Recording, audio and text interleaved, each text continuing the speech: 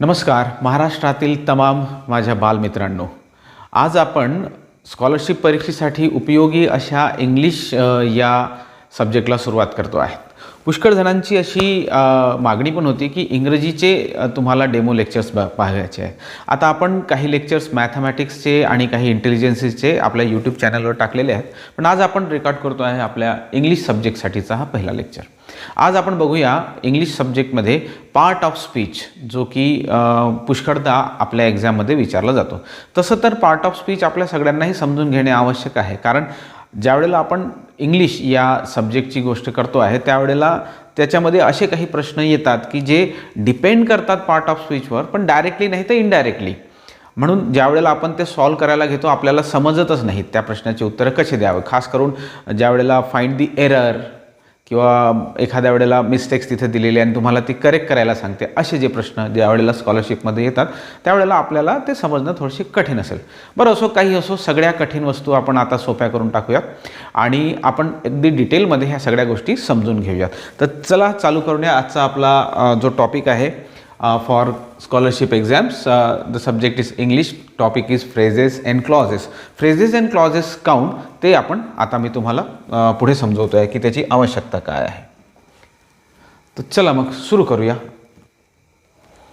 बघा, आपण ज्या वेळेला पार्ट ऑफ स्पीच हा प्रकार समजून घेण्याचा प्रयत्न करतो, तर इथे जसं मी तुम्हाला एक्सप्लेन करण्याचा प्रयत्न केला आहे की पार्ट ऑफ स्पीच काय आहे, थोडंसं एक्सप्लेन करून घेऊ आपण. की सपोज करा की एक जे वाक्य आहे ते एक प्रकारचं क्रिकेट टीम आहे. क्रिकेट टीम माहिती आहे तुम्हाला की ऑल अराउंड 11 प्लेयर्सची असते. मग तिथे काही बॅट्समन्स असतात, काही बॉलर्स असतात, काही ऑलराऊंडर्स असतात. असे वेगवेगळे रोल्स त्या प्लेयर्सला दिलेले असतात आणि त्या प्लेयर्स असे वेगवेगळ्या प्लेयर्सपासूनच एक टीम बनते. समजा सगळेच्या सगळे बॅट्समन असले, कोणाला बॉलिंगच करता आली नाही, तर ते टीम म्हणता येणार नाही ना. टीममध्ये ज्या वेळेला सिलेक्शन केलं जाते तेव्हा पण हे बघितलं जाते की कोण बॅट्समन आहे, कोण बॉलर आहे, कोण ऑलराऊंडर, कोण फिनिशर, कोण विकेट कीपर, ह्या सगळ्या गोष्टी. तशाच पद्धतीने जेव्हा एखादा सेंटेन्स आपण म्हणतो, ज्यावेळेला आपण एखादा सेंटेन्सबद्दल बोलत असतो, बघा सपोज करा की की एक जो सेंटेन्स आहे, आपला जो सेंटेन्स आहे, हा सेंटेन्स ॲक्च्युली 8 पार्ट ऑफ स्पीचने बनलेला आहे. म्हणजे ते पार्ट ऑफ स्पीच 8 आहेत, परंतु प्रत्येक सेंटेन्समध्ये 8च्या 8 पार्ट ऑफ स्पीच यूज होत नाही. एक सेंटेन्स जनरली कशाचा बनलेला असतो, तर तो हा जो सेंटेन्स आहे इट इज इक्वल टू, एक तर आपला काही ना काही तर त्याच्यामध्ये एक फ्रेज येते, प्लस त्याच्यामध्ये क्लॉजेस येतात आणि प्लस मग तुमच्या पार्ट ऑफ स्पीच येतात. मग ह्या पार्ट ऑफ स्पीच शिकण्याच्या अगोदर तुम्हाला त्या सेंटेन्स बनण्यासाठी जो फेज आणि जो क्लॉज आवश्यक आहे तो शिकणे आवश्यक आहे.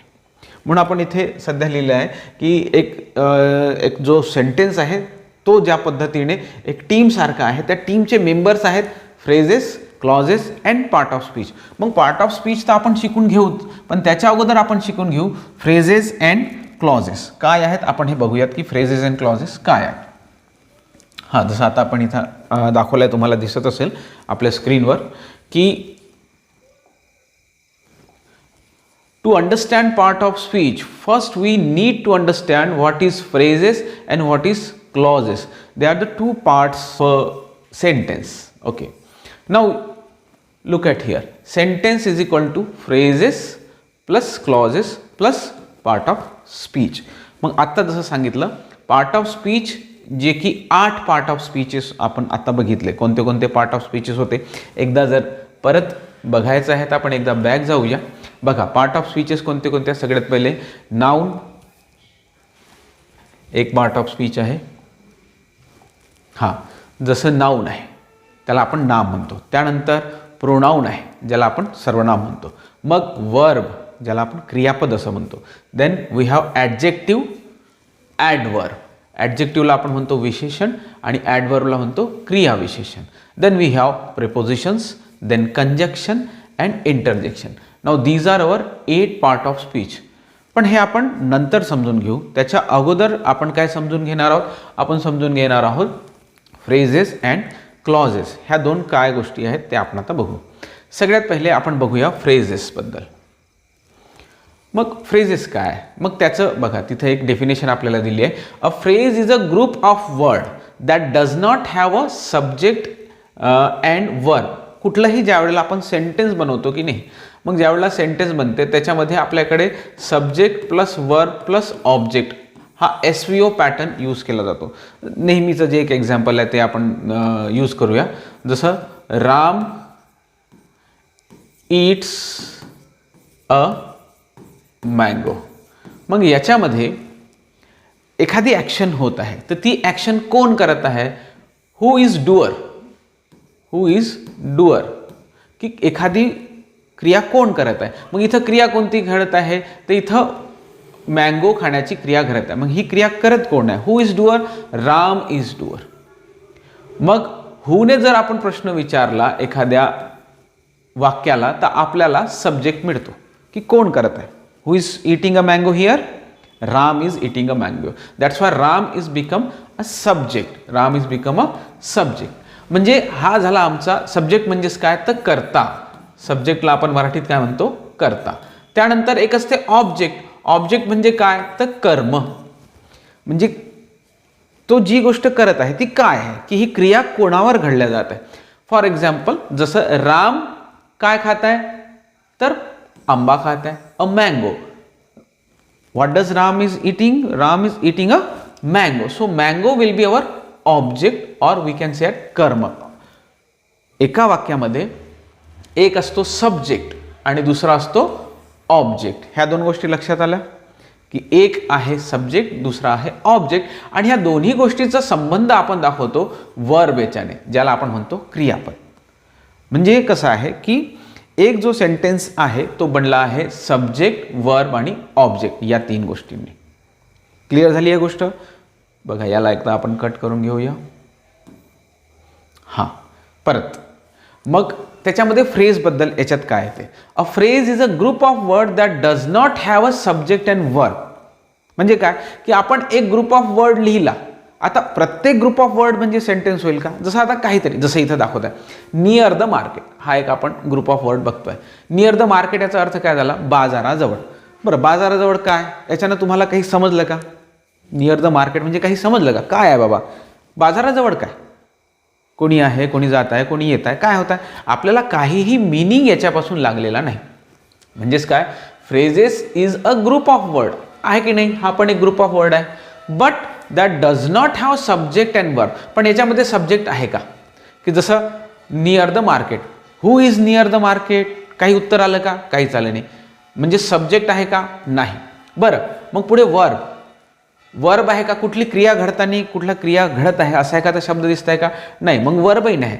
मग हा तर ग्रुप ऑफ वर्ड आहेच, म्हणजे ग्रुप ऑफ वर्ड आहे, परंतु त्याच्यामध्ये ना सब्जेक्ट आहे ना वर्ब आहे. मग याला आम्ही सेंटेन्स म्हणणार नाही. मग याला काय म्हणू, मग याला म्हणू phrase. A group of word that does not have subject and verb. It does not give a meaningful sense. That's why the group of word which actually does not give us a meaningful sense, we can call it as a phrase. समजलं फ्रेजचा अर्थ. बरं, हे count शिकून घेतोय आपण. बघा, ज्या वेळेला पार्ट ऑफ स्पीच शिकून घ्यायचे आहेत, मग त्यावेळेला असे प्रश्न येतील ज्या वेळेला फ्रेजेस किंवा क्लॉजेसबद्दल विचारलं जाईल, तर त्यावेळेला कन्फ्यूज होऊ नये आपण. आणि पुष्कळदा जेव्हा पार्ट ऑफ स्पीच शिकवायला सुरुवात करतो आपण, तर मग सगळेजण तेच, मग नाऊन काय आहे, मग त्याचे 5 प्रकार कोणते, मग नामाच्या ऐवजी येणारा जो शब्द आहे तो सर्वनाम आहे, the word which we use instead of noun is pronoun, blah blah blah blah blah, ह्या सगळ्या गोष्टी चालू असतात. परंतु ते अजूनपर्यंत तरी पूर्ण चांगलं समजलं आहे का, तर नाही. मग काउंट नाही समजलं, त्याचीही कारण आहे. मग आज आपण प्रयत्न करणार आहोत की इन डेप्थ सुरुवातीपासून एक वाक्य काय आहे, एक वाक्य कसं बनते, मग त्या वाक्याला वाक्य म्हणून बनण्यासाठी काय गोष्टी आवश्यक असतात, ह्या सगळ्या गोष्टी आपण समजून घेऊ. आणि हे जेव्हा तुमच्या लक्षात येईल, तुम्हाला खूप इझी जाईल पार्ट ऑफ स्पीच समजायला. परत आपण आपल्या टॉपिकवर येऊया. आपण हे बघत होतो की एक जे वाक्य आहे ते कशाचं बनलेलं असते, एक तर फ्रेज प्लस काय असते त्याच्यामध्ये क्लॉज, आणि प्लस मग तुमचे पार्ट ऑफ स्पीच असतात. आपण सगळ्यात पहिले फ्रेजेस समजून घेतो. मग फ्रेज कोणाला म्हणू? Phrase is a group of word. एक ग्रुप ऑफ वर्ड आहे, पण त्याच्यामध्ये कुठलाही सब्जेक्ट नाही आहे आणि कुठलाही वर्ब नाही आहे, आणि त्यामुळे मग तो कसलाही मिनिंगफुल सेन्स देत नाही. बरं, मग तो पाहिजे कशाला? अरे, वाक्य पूर्ण करायसाठी आम्हाला अशा काही गोष्टीची आवश्यकता असते, म्हणून तिथे आम्ही फ्रेज वापरतो. बघा, it can not stand as a complete sentence. फक्त फ्रेज लिहिला म्हणजे कम्प्लीट सेंटेन्स होत नाही. It only gives extra information. हां, याच्यासाठी आवश्यक आहे. फ्रेजची आवश्यकता खरं तर या गोष्टीसाठी आहे की एखाद्या वाक्यात एक्स्ट्रा इन्फॉर्मेशन देण्यासाठी आम्हाला फ्रेजेसची आवश्यकता आहे. परंतु फक्त फ्रेज लिहिला can not be made of only single word. हां, हे पण आहे की फ्रेज, बघा आधीच सांगितल्याप्रमाणे phrase is a group of word. मग जसं आपण लिहिलं, समजा आपण विचारात घेऊ, जसं इन दी गार्डन. मग हे पण एक फ्रेज आहे, ग्रुप ऑफ वर्ड आहे की नाही? पण याचं काही मिनिंग लागत आहे का? नाही. आता याच्यापैकी फक्त मी जर इन वापरलं असतं, मग इन हे फ्रेज आहे का? तर नाही, इन हे फ्रेज नाही आहे. इन काय होईल मग? तुमचं प्रेपोजिशन होईल. आपण ह्या सगळ्या गोष्टी पुढे शिकणार आहोत, प्रेपोजिशन्स वगैरे. ज्या वेळेला मी फ्रेज म्हणतो, फ्रेज हा फक्त एका शब्दाने बनेल का? तर बनणार नाही. फ्रेज बनायसाठी तुम्हाला ग्रुप ऑफ वर्ड लागतील, परंतु त्या ग्रुप ऑफ वर्डचं काही मिनिंग होईल का? नाही. मग ते मिनिंग आम्हाला जोडायसाठी मग पुढे आम्हाला क्लॉजेस आणि पार्ट ऑफ स्पीचची आवश्यकता लागेल. येत आहे लक्षामध्ये? आलं असेल आपल्या लक्षात की phrase is a group of word but that does not have any meaning. मराठीमध्ये पण ही माहिती दिली आहे. आपण असा प्रयत्न करतो, हा जो लेक्चर आपण देतो आहे हा बायलिंग्वेल देतो आहे, म्हणजे मराठीच्या विद्यार्थ्यांना सुद्धा आणि इंग्रजीच्या विद्यार्थ्यांना सुद्धा हे समजावं. पण नंतर जर तुम्हाला असं वाटत असेल की प्लेन इंग्लिशमध्ये जाऊ द्यायचं, तसं कमेंट्स करा, मग आपण त्या पद्धतीने पण घेऊ. म्हणजे तुमची जी रिक्वायरमेंट असेल त्या पद्धतीने आपण घेऊ. पण हा कारण की पहिला लेक्चर आपला पडतो आहे, तर सुरुवातीला जसे विद्यार्थी डिमांड करतील त्या पद्धतीने आपण देण्याचा प्रयत्न करू. जर तुम्हाला ओके वाटत आहे की ठीक आहे सर, या पद्धतीने आपण जायला पाहिजे, तर तुम्ही कमेंटमध्ये ओके असं लिहा. Otherwise you can ask me for the explanation only in English. Now it is actually good for the students of English medium that they learn all the topics of English in a English language, but sometimes we face that the content is not actually understand by the student whenever we taught all the topic in English only. So that's why we are using some Marathi also. आणि तुम्हाला जर पाहिजे असेल तर आपण असा detail जो content आहे तो इंग्लिश आणि मराठी दोन्हीमध्ये देऊ. आणि तुम्हाला जर याची रिक्वायरमेंट नसेल, नाही बा सर फक्त तुम्ही इंग्लिशमध्ये दिलं तरी चालते नोट्स, हे सगळे नोट्स तुम्हाला ॲपवर तिथे अवेलेबल पण होऊन जाईल ॲज अ PDF सॉर्ट ऑफमध्ये. याच्यापेक्षा जास्त नोट्स तिथे येतील. सोबत याच्यावर आधारित काही कंटेंट क्वेश्चन्स पण तुम्हाला आमच्या ॲपवर मिळतील. चला, सध्या हा टॉपिक आपण इथून पुढे स्टार्ट करूया. आपण बघतो आहे की phrases is a group of word which does not have meaning. Because why does it not have a meaning? Because it does not have a subject and a verb in it. बघा, इथं कुठला subject दिसते का? तर नाही ना, कुठला verb पण आहे, म्हणून हा एक फ्रेज आहे. तिथं काही आणखी एक्झाम्पल दिले. अ बॉक्स ऑफ टॉयज, खेळण्याचा डब्बा. A very happy. हा जसा आहे बघा, ॲट 6s and 7s. मी हा स्पेशली तुमच्यासाठी इथं लिहून आणलेला आहे, कारण कधी कधी ना एक्झाममध्ये विचारलं जाते. मग कधी कधी असंही विचारलं जाते की फ्रेज दिला आहे त्याचं मिनिंग पण एखाद्या वेळेला विचारले, किंवा 4-5 गोष्टी लिहिल्या त्यापैकी फ्रेज ओळखा. तर हा बघा, ॲट 6s and 7 याचा अर्थ होतो गोंधळलेल्या अवस्थेत किंवा अस्वस्थ आणि अव्यवस्थित स्थितीत. I just entered in a room of Gaurav and I sees that he is in a 6s and 7. Means what? की मी काय नाव घेतलं आपण, शिवा, राहुल, कोणी जो असेल, आम्ही त्यांच्या रूममध्ये गेलो आणि त्याची रूम कशी एकदम अस्ताव्यस्त होती. पुस्तकं इकडे पडलेले, कपडे इकडे तिकडे पडलेले आहे, काही पेपर इकडे तिकडे पडलेले आहेत, जसे आपली रूम असते तशी. मग तशी रूम जर आपल्याला दिसली तर त्यावेळेला आम्ही हा फ्रेज यूज करू शकतो. कसं? At 6s and 7s. मग हे असे विचारतात. मग आपण त्यानंतर डिटेल ज्या वेळेला आपण याचा अभ्यास करू त्यावेळेला मी तुम्हाला चांगली एक लिस्ट प्रोव्हाइड करेल, वेगवेगळे जे विचारले गेले आहेत, जे विचारण्याची शक्यता आहे अशा फ्रेजेसची पण आता आपण समजून घेतो आहे. हा आपला पहिला लेक्चर, आपण बेसिक गोष्टी समजून घेतो आहे. एकदा रिपीट करूया. काय आहे phrases? Phrases is a group of word but that doesn't have any meaning. Why it doesn't have any meaning? Because it doesn't have any subject or verb in it. That's why it doesn't have any meaning. Okay. आता मला वाटतं की तुम्हाला ही गोष्ट clear झालेली असेल. आता आपण पुढच्या स्लाइडकडे जाऊया. म्हणजे याच्यावरचीच आणखी काही माहिती आपण घेऊया. जसं टाइप्स ऑफ फ्रेजेस. फ्रेजेसचे पण काही प्रकार पडतात. मग किती प्रकार आहेत? तर इथे हे 4 प्रकार दिले आहेत. पहिला जो प्रकार आहे that is noun phrase. Noun phrase म्हणजे काय की त्या फ्रेजमध्ये एखादी नाउन यूज केला गेलेला आहे. जसं इथं अ ब्राईट रेड बलून. बघा एक बलून आहे. बलून हा नाव आहे की नाही? It is a noun. That's why we can say that this is a noun phrase. This is a noun phrase because one noun is used there. A bright red balloon. Then verb phrase म्हणजे तिथे एखादा क्रियापद is reading quietly. म्हणजे इथं कोणतं क्रियापद वापरलाय तर रीड आहे का नाही? रीड यूज केला पण तरी याच्यानं काही अर्थ लागत आहे का? Is reading quietly. Who is reading quietly? Where he is reading? असं काहीही आपल्याला क्लिअरली सांगितलं नाही आहे. म्हणून हा कोणता झाला? हा झाला वर्ब फ्रेज. याच्या अगोदर नाउन यूज केला होता म्हणून तो झाला नाउन फ्रेज. नेक्स्ट आपण बघूया adjective phrase. What is adjective then? A word which give extra information about noun. नामाबद्दल जास्तीची माहिती देणाऱ्याला विशेषण असं म्हणतात. मग ते जर फ्रेजमध्ये यूज केलं आहे, फुल ऑफ एक्साइटमेंट. एक्साइटमेंट खूप आहे, उत्साहाने भरलेला आहे. पण कोण बाबा? कोण उत्साहाने भरला आहे? काही माहिती मिळाली का? नाही. पण कारण की त्याचा उत्साह खूप जास्त आहे त्याच्याबद्दल जास्ती माहिती सांगितली आहे की त्याचा उत्साहाबद्दल माहिती सांगितली आहे. त्याचा उत्साह खूप जास्त आहे, फुल ऑफ एक्साइटमेंट आहे म्हणून इथं विशेषण वापरलं गेलं आहे म्हणून हा झाला ॲडजेक्टिव्ह फ्रेज. त्याचप्रमाणे क्रियेबद्दल जर आपण एखादी माहिती सांगितली एखाद्या शब्दाने तर त्याला आपण म्हणतो adverb. The word which give extra information about action or verb that we called as adverb किंवा त्याला म्हणतो मराठीत क्रियाविशेषण. मग इथं इन द अर्ली मॉर्निंग. मग आता पहाटे in the early morning. Early morning आता तो काहीतरी क्रिया करत असेल उठण्याची वगैरे पण ती सध्या इथं आली आहे का? नाही. In the early morning he steel is in his bed. म्हणजे तो सकाळी सकाळी उठला नाही, तो अजूनही आपल्या अंथरुणातच आहे. मग इथे अर्ली मॉर्निंग हा झाला तुमचा क्रियाविशेषण. नेक्स्ट आहे प्रेपोजिशनल फ्रेज. म्हणजे ज्या वेळेला जसं अंडर हा एक प्रेपोजिशन आहे. हा प्रेपोजिशन जर एखाद्या फ्रेजमध्ये यूज केला गेला तर त्याला म्हणू आपण प्रेपोजिशन फ्रेज. हे लक्षात याच्यासाठी ठेवा मित्रांनो, कारण याच्यावर प्रश्न आहेत. तुम्हाला एक सेंटेन्स दिला आहे मग तिथे फ्रेज ओळखा.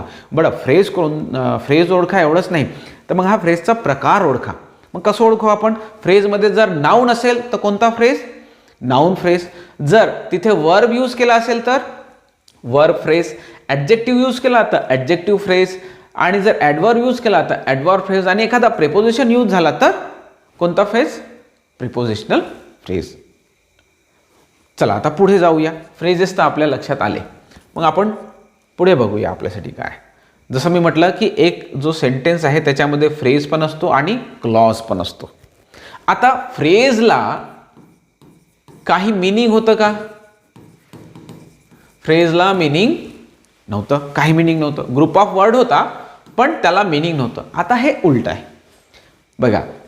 What is clause? A clause is a group of word once again but that has a subject and verb. जेव्हा की फ्रेजमध्ये सब्जेक्ट पण नव्हता आणि वर्ब पण नव्हता. पण क्लॉजमध्ये एक सब्जेक्ट असणार आणि एक वर्ब पण असणार. मग याच्यामुळे काय होईल? त्याला एक थोडासा अर्थ प्राप्त होईल किंवा अर्थ प्राप्त होण्याची शक्यता वाढून जाते. म्हणून मग पुढे काय लिहिलं आहे? A clause may give complete meaning or sometime incomplete meaning. म्हणजे कधी कधी तो पूर्ण अर्थ सांगेल किंवा ते क्लॉज आपण वाचलं तर आपल्याला अर्थाचा बोध होईल पण कधी कधी पूर्ण अर्थाचा बोध होणारही नाही. शब्दांचा असा समूह ज्यामध्ये कर्ता म्हणजे सब्जेक्ट आणि क्रियापद म्हणजे वर्ब असते. याला हा जो मराठीमध्ये याला उपवाक्य असं सुद्धा म्हणतात. पण हा पूर्ण अर्थ देऊ शकते पण आणि नाही पण. ह्या दोन्ही गोष्टी होतात. डिपेंड करते. म्हणजे क्लॉजचे 2 प्रकार आपण पुढे बघणार आहोत की डिपेंडेंट क्लॉज आणि इंडिपेंडेंट क्लॉज. त्याच्या वेळेला ही गोष्ट क्लिअर करू. थोड्याचे एक्झाम्पल बघूया. जसं ही इज स्टडिंग.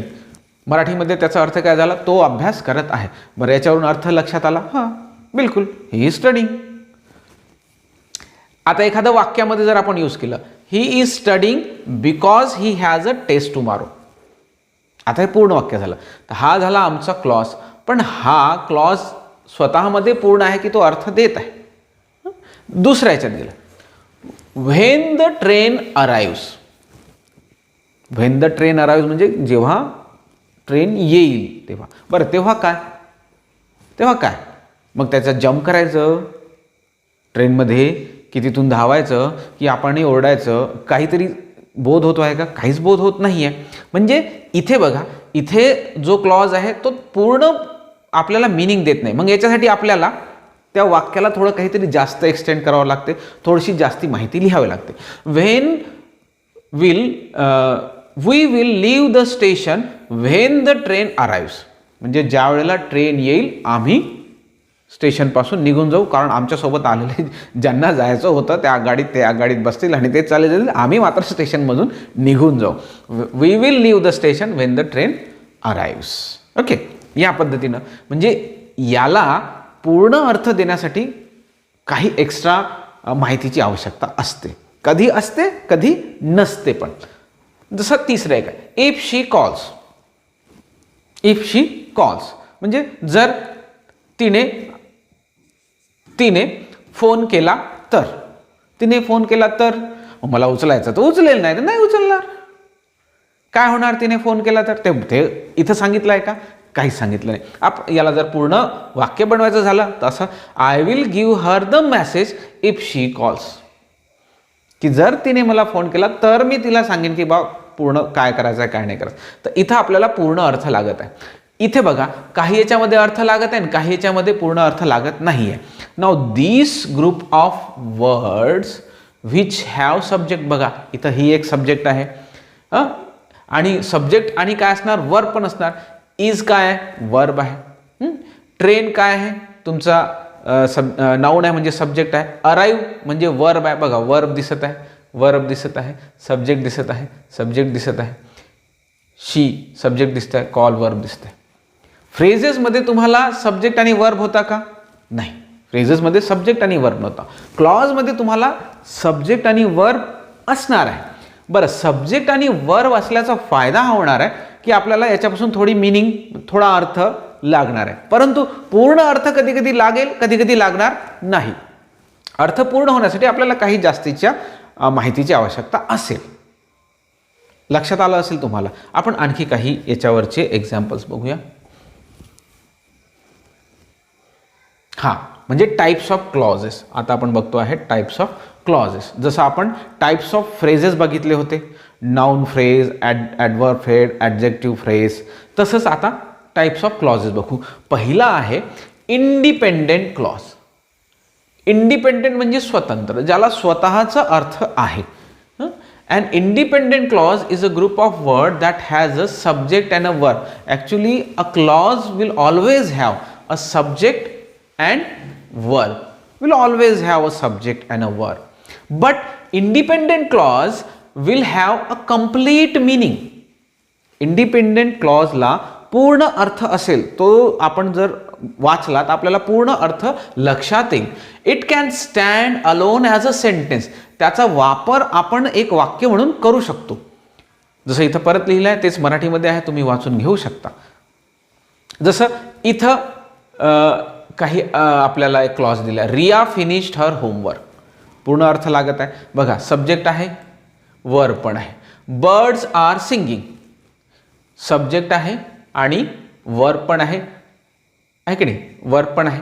आता याचा पूर्ण अर्थ लागत आहे म्हणून याला इंडिपेंडेंट क्लॉज म्हणतात. म्हणजे हा क्लॉज दुसऱ्या कशावरही डिपेंड नाही आहे आपला अर्थ पूर्ण करण्यासाठी.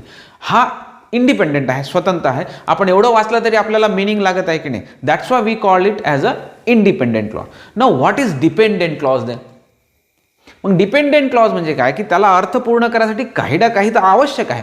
जसं अ dependent clause is a group of word that has a subject and verb. बघा, सब्जेक्ट आणि वर्ब असेल but does not express the complete meaning.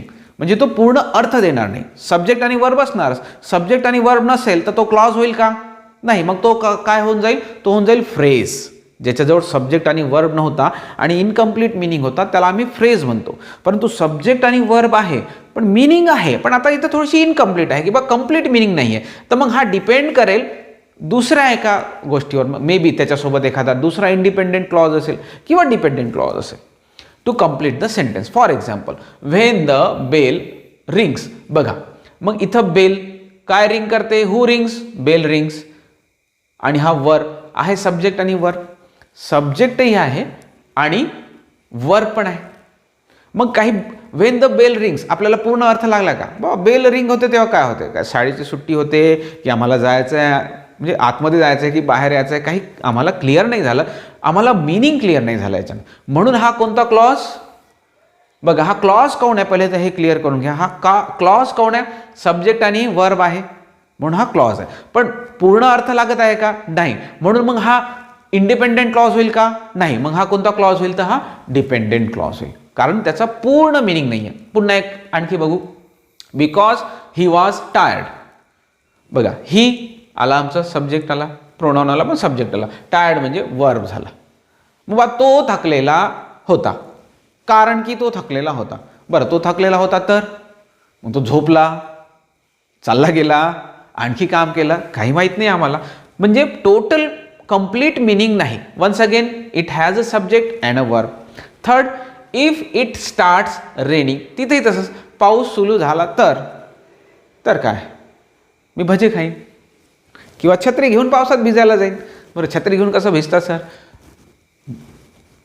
ठीक आहे बाबा, छत्री घेऊन नाही जाईन, असंच जाईन पण पावसात भिजायला जाईन, ते मी ठरवेल. इफ इट स्टार्ट रेनिंग म्हणजे काहीतरी कंप्लीट अर्थ लागत आहे का? नाही.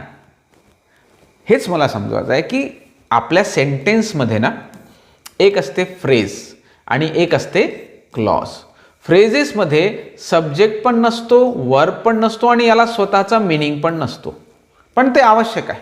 क्लॉजमध्ये सब्जेक्ट असतो, वर्ब असतो, याला कधी कधी स्वतःचा मिनिंग असतो. ज्या वेळेला स्वतःचा मिनिंग असतो तेव्हा ते इंडिपेंडेंट क्लॉज म्हणतो. जेव्हा स्वतःचा मिनिंग नसतो तेव्हा त्याला आम्ही डिपेंडेंट क्लॉज म्हणतो. बघा, ह्या सगळ्या डेफिनेशन वगैरे तुम्हाला पाठ नाही करायचे, कारण आपल्या परीक्षेत डेफिनेशन नाही येणार आहे. परंतु तुम्हाला हा सेन्स समजला पाहिजे. ज्या वेळेला हा सेन्स समजेल त्यावेळेला तुम्ही क्लॉज, फ्रेजेस आयडेंटिफाय करू शकाल. आणि ज्या वेळेला हे आयडेंटिफाय करू शकाल त्यावेळेला पुढच्या गोष्टी, ज्या वेळेला टेन्स म्हणू किंवा बाकी आणखी इन डिटेल ग्रामर आपण बघू, त्यावेळेला ते ग्रामर समजून येईल. अदरवाईज ते ना समजणार नाही. मग आता आपण याच्या पुढे जाऊ. जर पुढे गेलो तर आपल्याला काही क्वेश्चन्स आहेत त्याच्यावरचे. आता ह्याच्या जेवढा आपण शिकलो की नाही त्याच्यावर आधारित आपल्याला काही क्वेश्चन्स आहेत. जसं पहिला क्वेश्चन आहे, which of the following is a phrase. बा यापैकी फ्रेज कोणती आहे? पहिला ऑप्शन आहे when the teacher comes. Second आहे व्हेरी इंटेलिजंट. थर्ड आहे बिकॉज ही वॉज लेट. आणि फोर्थ आहे डी आहे शी इज रायटिंग. बरं, एकदा आपण रिवाइज करा बरं. फ्रेज काय होतं? Phrase is a group of word. इथं सगळे ग्रुप ऑफ वर्ड आहे. ओके, ते झालं. मग फ्रेजमध्ये सब्जेक्ट आणि वर्ब हे होते का?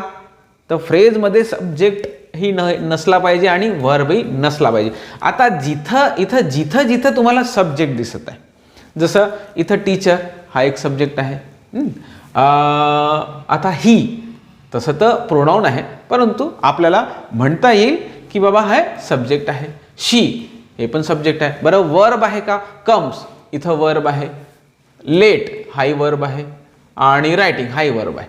तर जिथं आपल्याकडे सब्जेक्ट आणि वर्ब आपल्याला भेटत आहे ते आपल्यासाठी थोडंसं चेंज करून घेतो, म्हणजे सगळे ब्लॅक आहे तर लक्षात येईल आपल्याला. बघा, जिथं सब्जेक्ट आणि वर्ब मिळत आहे इथं पण सब्जेक्ट आहे, वर्ब आहे, सब्जेक्ट आहे, वर्ब आहे. सब्जेक्ट आणि वर्ब असल्यावर तो फ्रेज होईल का? तो काय होण्याची शक्यता आहे? तो होऊ शकते clause.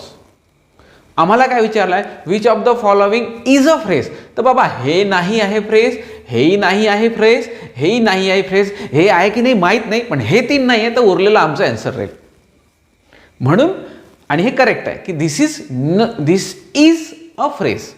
This is not a phrase because it has subject and verb. This is also has subject and verb. That's why this is also not a phrase. This is also not so phrase. This is our phrase. Very intelligent. आलं लक्षात? दुसरं आपण सोडून बघू. Identify the independent clause. थोडं एकदा repeat करा. Independent clause म्हणजे काय? ग्रुप ऑफ वर्ड, पण तिथे सब्जेक्ट असणार आणि वर्ब पण असणार, परंतु स्वतःचं पूर्ण मिनिंग असेल का? नाही. की असेल? इंडिपेंडेंटमध्ये पूर्ण मिनिंग होतं की नव्हतं? इंडिपेंडेंट म्हणजे काय? तर स्वतंत्र. स्वतंत्र आहे म्हणजे स्वतःचं मिनिंग आहे त्याला. मग आता याच्यापैकी बघा बरं की कुठलं तुम्हाला स्वतःचं मिनिंग दाखवत आहे. इफ इट स्टार्ट्स रेनिंग, काय करणार आहोत? माहिती नाही काय करायचं बा. ऑल्दो ही टायर्ड, मग काय करेल ते माहित नाही, तो काय करेल. द चाइल्ड लॉफ, तो मुलगा हसला. हां, आता पूर्ण अर्थ वाट. द चाइल्ड लॉफ, तो मुलगा हसला. हो बाबा, इथं इफ इट स्टार्ट्स रेनिंग पूर्ण अर्थ लागला नाही. ऑल्दो ही टायर्ड पूर्ण अर्थ लागणार नाही. बरं, चौथा एकदा बघू. When the movie ends, when the movie end, आम्ही काय करू? उठून घरी जाऊ, तिथंच बसून राहू, पॉपकॉर्न खाऊ, की पुढची मूवी सुरू होण्याची वाट पाहू? काहीतरी पूर्ण मिनिंग इथंही नाही, इथंही पूर्ण मिनिंग नाही, इथंही पूर्ण मिनिंग नाही. आणि त्यातल्या त्यात आम्हाला काय बघायचं आहे की सब्जेक्ट आणि वर्ब असले पाहिजे. तसं तर इथं प्रत्येक ठिकाणी तुम्हाला सब्जेक्ट आणि वर्ब, इथं बघा सब्जेक्ट आहे आणि वर्ब पण आहे. बघा, सब्जेक्ट आहे, वर्ब आहे, पूर्ण मिनिंग पण आहे. That's why this is our independent clause.